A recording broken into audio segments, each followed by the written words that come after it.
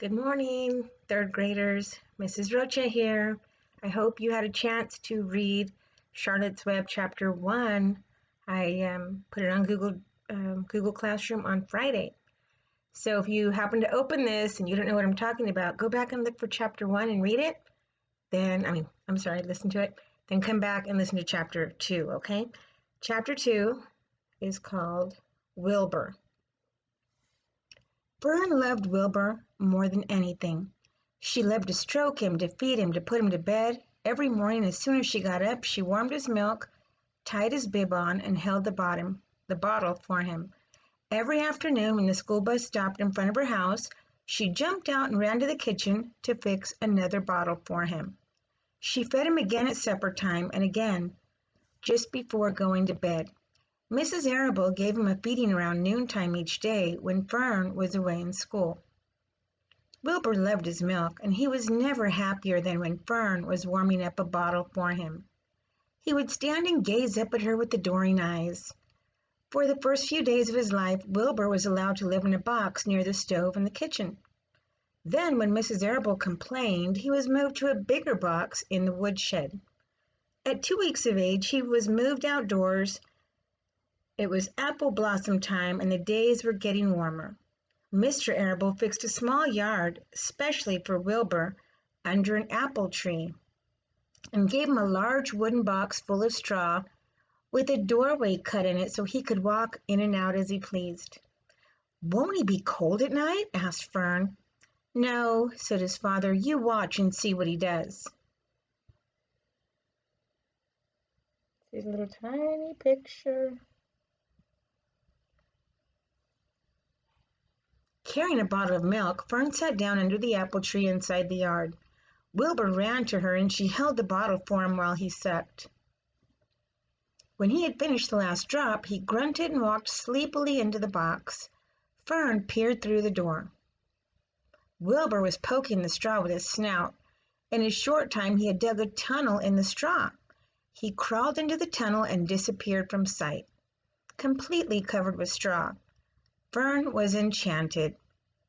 Enchanted. Think about that word. Wonder what that might mean. It relieved her mind to know that her baby would sleep covered up and would stay warm.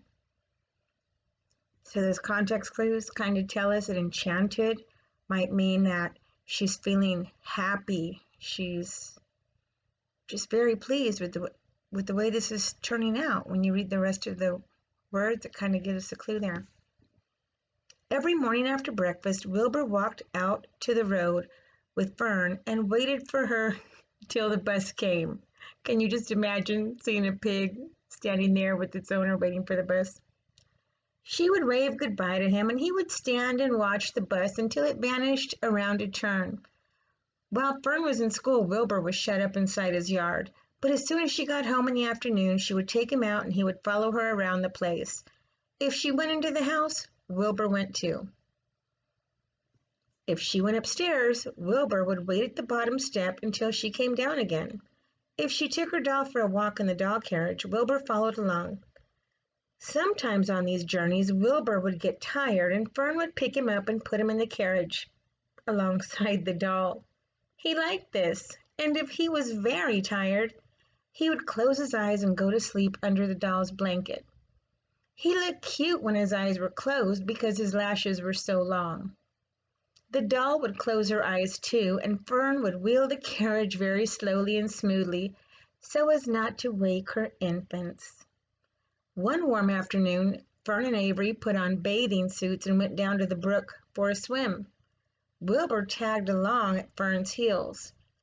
When she waded into the brook, Wilbur waded in with her. He found the water quite cold. Too cold for his liking. So while the children swam and played and splashed water at each other, Wilbur amused himself in the mud along the edge of the brook, where it was warm and moist and delightfully sticky and oozy. And here they are in the baby carriage.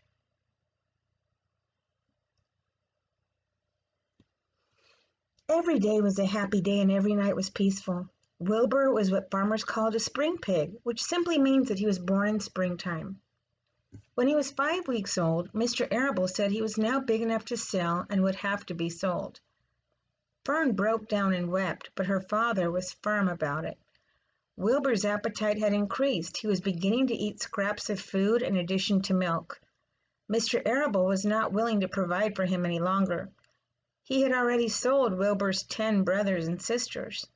"He's got to go, Fern," he said.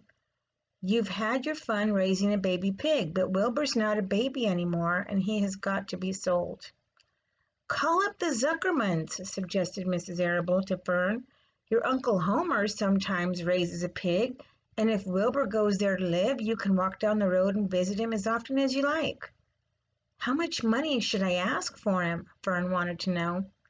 "Well," said her father, "he's a runt. Tell your Uncle Homer you've got a pig you'll sell for $6, and see what he says."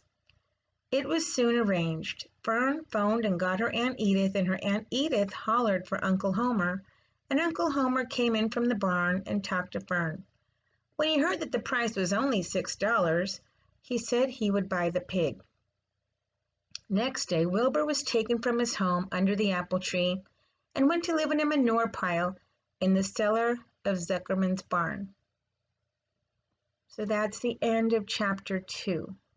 So remember when we used to do somebody wanted but so then? So far, who's the somebody that we might think of as a somebody? It would probably be Fern, right? What did Fern want? She wanted the pig. She wanted to raise the runt. Somebody wanted, but Dad wasn't too happy about keeping that runt, right? So Fern promised that she'd take good care of the pig and raise him, pretty much watch after him. Then somebody wanted, but so then the father agreed, and Fern was raising Wilbur. She named him Wilbur, took care of him, and now she has to think of what she's going to do because Dad wants her to sell him, right? Okay, so we'll do this again after the next, maybe after chapter 3 or 4, so we can keep up with what's going on. What was the author's purpose for this story again? Was it inform? Nope. Persuade? No, because Charlotte's Web wasn't written to persuade us to do anything.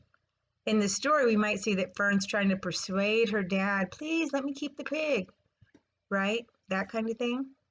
The author's purpose is to entertain, right? And I bet you knew that because you guys are so good at that. Well, I hope you have a great rest of the day, and please send me a text, email, call me, whatever you want to do. If you want to keep in touch, that's fine. Have a great day, everybody. Take care. I'm thinking of you. Bye.